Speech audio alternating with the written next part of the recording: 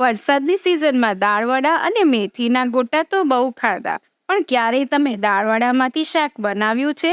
જય શ્રી કૃષ્ણ મિત્રો, હું તૃષા. તો મારી યુટ્યુબ ચેનલ તૃષાઝ રેસીપી ગુજરાતી ઉપર આપનું હાર્દિક સ્વાગત છે. તો આજે આપણે એકદમ ટેસ્ટી અને ચટાકેદાર ઘરની જ સામગ્રીમાંથી બનતું એક નવું જ શાક બનાવીશું. તો સૌથી પહેલા હું 1 વાટકી જેવી મગની મોગર દાળને લઈ રહી છું. આટલી દાળમાંથી તમે 3 થી 4 લોકો માટે શાક બનાવી શકશો. તેને 2-3 વાર સાફ પાણીથી ધોઈને 3 કલાક જેવું પલાળી રાખીશું. 3 કલાકમાં જુઓ દાળ સરસ રીતે પલળી ગઈ છે.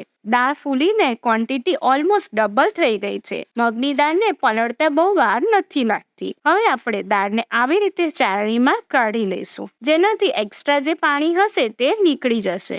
દાળને આપણે હવે ગ્રાઇન્ડ કરવાની છે, તો તેના માટે એક મિક્સરનો જગ લઈ લઈશું. તેમાં દાળને નાખીશું અને સાથે જ નાખીશું 2-3 લીલા મરચા, 7 થી 8 કળી લસણ, 1 ઇંચ જેવું આદું અને 1 ચમચી જેવું જીરું નાખીશું. તમે ઈચ્છો તો ખાલી મીઠું નાખીને પણ આ ભજીયા બનાવી શકો છો. દાળને એકદમ સારી રીતે ક્રશ કરી લઈશું. જો એકદમ સરસ દાળ વટાઈને તૈયાર છે, તો તેને એક બાઉલમાં કાઢી લઈશું. હવે થોડું પાણી મિક્સરના જગમાં નાખી એક સાઈડ પર મૂકી દઈશું. આ પાણીનો ઉપયોગ આપણે આગળ કરીશું, માટે વિડીયોમાં તમે બન્યા રહેશો.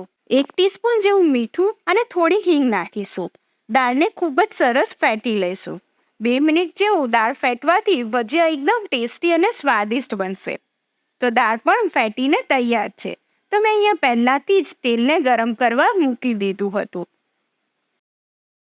તો હવે તેલમાં સરસ નાના નાના ભજીયા મૂકી તળી લઈશું.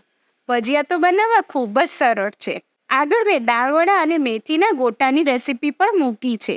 જો તમે ચેનલ પર નવા હો તો તેને જરૂરથી જોશો. ભજીયાને 2 થી 3 મિનિટ જેવું ફ્રાય થવા દઈશું. થોડા ફેરવીને બધી બાજુથી બરોબર તળાવવા દઈશું. 4 થી 5 મિનિટમાં ભજીયા ફ્રાય થઈને તૈયાર થઈ જશે.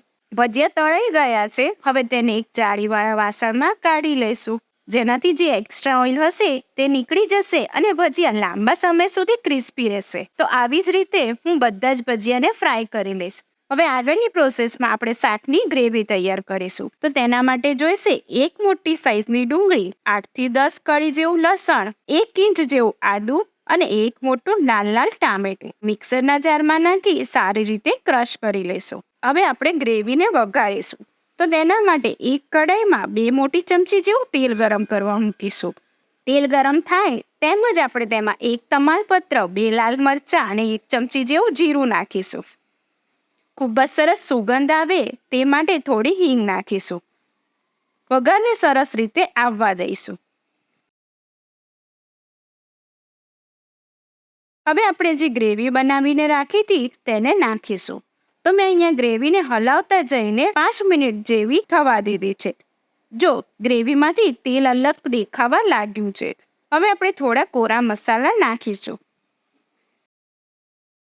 1 ટીસ્પૂન ધાણા જીરું, 1/2 ટીસ્પૂન જેવી હળદર અને 1/2 ટીસ્પૂન લાલ મરચું નાખીશું અને 1/4 ટીસ્પૂન જેવો ગરમ મસાલો નાખીશું.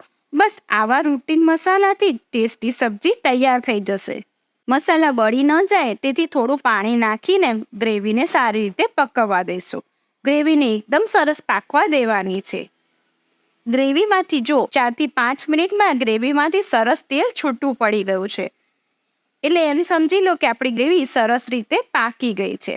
હવે આપણે એક નાની વાટકી ભરી હોય દહીંને ચમચીથી વલોવીને એડ કરી દઈશું. ગેસને ધીમો જ રાખવો, જેથી દહીં બિલકુલ પણ ફાટી ન જાય.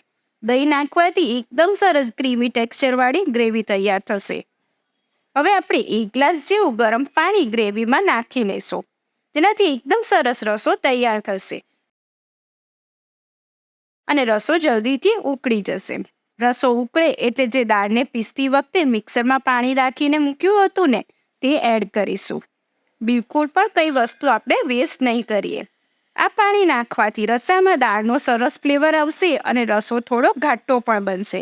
આવી જ રીતે તમારી પાસે કોઈ પણ ભજીયા વધ્યા હોય તો તમે સબ્જી તેની બનાવી શકો છો. હવે જે દાળના ભજીયા બનાવ્યા હતા તે રસામાં એડ કરી દઈશું અને સાથે સ્વાદ અનુસાર મીઠું પણ એડ કરશું. 5 મિનિટ જેવું આપણે તેને ઉકળવા દઈશું. જો 5 મિનિટમાં ભજીયા એકદમ સોફ્ટ થઈ ગયા છે. આવી રીતે ચમચીથી તોડીને એકવાર ચેક કરી લઈએ. બસ હવે થોડી કોથમીર નાખી ગાર્નિશ કરી લઈશું. આપણી સરસ સબ્જી બનીને તૈયાર છે. તો આજની આસાન રેસીપી કેવી લાગી તે જરૂરથી જણાવજો. Thank you for watching hour video.